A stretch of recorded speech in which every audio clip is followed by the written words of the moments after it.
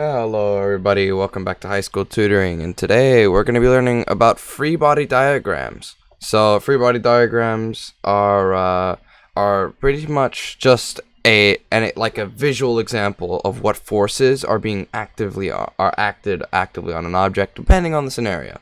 So if we're looking at these types of forces, also if we're looking at this diagram which represents what a free body diagram is, you can see we have applied force, a normal force, a gravitational force, and a friction force. This is if an object is accelerating to the right and is just moving on the ground with friction. So I'm going to explain all these types of forces in just a moment, but this is kind of like what we're going to be doing. This could either be a circle or a square. Those are probably the most common types.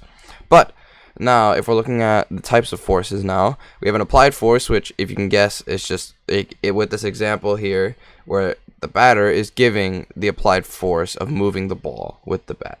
That's kind of what that is. A spring force, which isn't something we talk about too much, but you gotta know it, is kind of like just a force that has to do with a spring. I don't know too much about how the examples work with it. I guess if it's like the spring is like like it's expanding and then it contracts afterwards like a normal spring would do, but that could be something like that. Also remember that there's tension force, which is a rope, a cable, something like that, something where if it's pulling, it's constraining the cable, it's kind of making it worse, and like it's giving more pressure to that cable until it snaps. So we have our drag force, which is kind of like air resistance, where if you have like a parachute or something, it's giving a drag to your free fall of you falling down, and like when you're falling from gravity, stuff like that.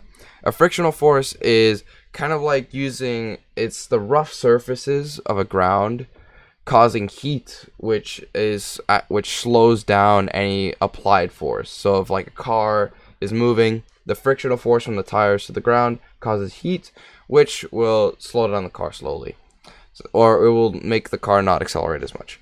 A normal force is a sort of force where I will actually explain it.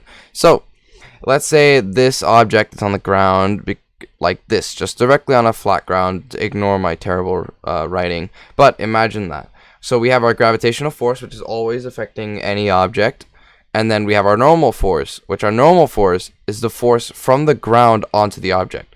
So you see gravity is always going down at 1 Newton. Gravity always has 1 Newton of force going down into the ground, unless you're on like a different planet or something. And then the normal force will just mimic that, but put it on the other side. Because the ground doesn't want you falling straight through it. The ground is able to put whatever your weight force back up onto you is. So that's kind of how that works exactly in there, and that hopefully makes sense. I don't know too much. But yeah, depending on whatever your weight is, the ground will give you an opposite of that to counteract and keep you neutral. That's how, like, if you're sitting on a chair, that's how you stay in the same spot and you're not always falling from gravity. So I hope that was a good example. And so we have a couple other forces. These are not directly touching you. So magnetic force, like the attraction, and obviously like an object moving away with a magnetic, like a gravitational field or whatever.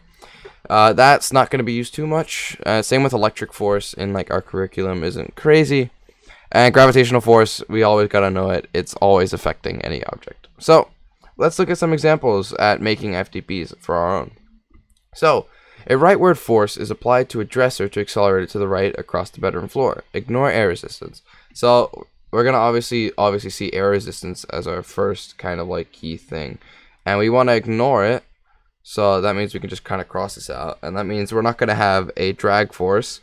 And so what we got to focus on is a rightward force is applied. So now we know. So let's draw like a little, let's say that's our dresser. And we have a rightward force. So we know that's going to be our applied force.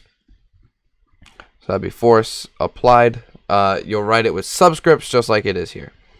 It's just mine is looking really bad. So to a dresser to accelerate it, which means that we have a frictional force that is smaller. So this is about a little bit smaller. So F of F is F of friction. This is the force of friction. And to the right, we already have that.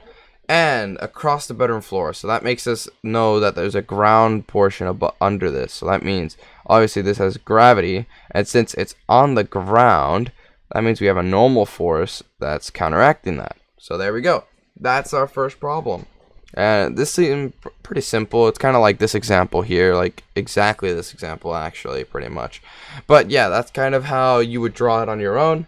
And yeah, that's pretty much how it makes sense. So 3, a rightward moving car is skidding to a stop across a level roadway with locked wheels. Ignore air resistance. So this we can cross out, as we know we have to just ignore it. And we're taking a look here. A rightward moving car is skidding. So this is already moving to the right, is skidding to a stop across a level roadway.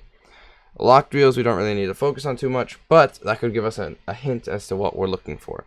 So let's draw our car. And it's just going to be a square, because square and circle is probably just the most common stuff.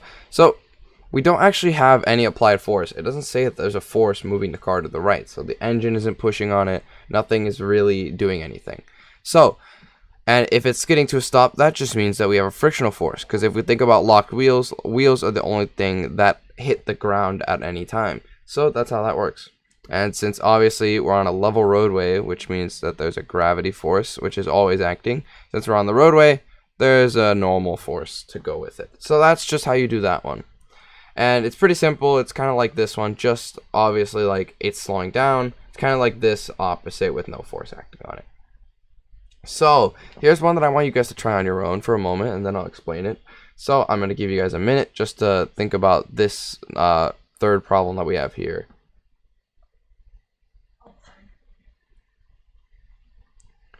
Okay, and I think that should be alright. If you pause the video, that would make more sense. But, so, we have a football that is moving upward and rightward towards the peak of its trajectory. So, let's see. It's moving upward and rightward, so we can imagine a parabola. So, something like this. And it's approaching this portion of the parabola. It's about its peak, somewhere around there. So, we want to ignore our resistance, so we don't need a drag force at all. So, that means no drag. So that means, so we're going to do not equals drag. We'll do that. So, and now here's something that you guys might not understand, is when something's moving upward and rightward already, that means there is no force moving it upward and rightward. It was just initially affected that way. So that means that if it's just in the air, so if this football is just in the air, the only thing that's affecting it is gravity. It's the force of gravity. Because let's remember, only on the ground you can have a normal force, or against like a wall or something. You can only have a normal force that's opposite to this. And we're not on the ground, we're in the middle of the air near its peak. We don't have any applied force, and we're ignoring air resistance, so we don't have a drag that's going this way. That just means that that gravity is the only force that's always affecting on it. So that's your answer right there, just gravity. So yeah, I hope that one kind of helped you guys out a little bit, because some people really got confused on this one, especially because a lot of people put an applied force of right and up, and I did that initially until I realized, oh, there's no actual force being applied, and it's just moving that direction. So obviously just remember it's moving in about this direction, and that's really it. And yeah, I hope you guys kind of learned something a little bit. This is more of a shorter video because this topic is kind of like really like kind of narrow, but also quite broad, because the idea of it's pretty simple. And you're not doing very much math on it. Obviously, like when you have to start actually finding the applied force, so when it's applied upward and rightward, you just have to find the components, and then that'd be your two applied forces, and that would probably make more sense.